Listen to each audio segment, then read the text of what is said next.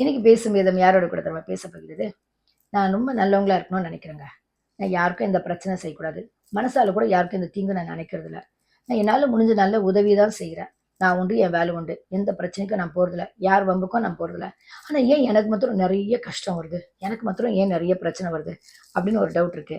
2வது, கெட்டவங்கலாம் நல்லதானாங்க இருக்காங்க. நல்லவங்களுக்கு தாங்க ரொம்ப பிரச்சனை வருது. அப்ப நம்ம கெட்டவங்களா மாறிடணுமா?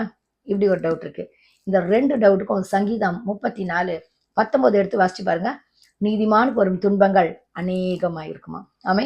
இன்னைக்கு இந்த செய்தியை கேட்டுக்கொண்டு இருக்கிற பிரியமான தெய்வ ஜனமே, உங்களுக்கு நிறைய துன்பமா? அப்ப நீங்களும் நானும் நீதிமான். ஆனா இந்த துன்பத்தோட ஆண்டவர் விட்டுற மாட்டாரா? நீதிமானுக்கு வரும் துன்பங்கள் அநேகமா இருக்கும், ஆனால் எல்லாவற்றிலும் நின்று உங்களை என்னை அவர் விடுவிப்பாராம். ஆமே. அப்ப நம்மளுக்கு எத்தனை பிரச்சனை வந்தாலும் நீதிமான்களுக்கு வரும் எல்லா கஷ்டத்திலையும் கர்த்தர் உங்களையும் இன்னையும் என்ன பண்ணுவாராம்? நின்று விடுவிப்பாராம். சோ பயப்படாதீங்க.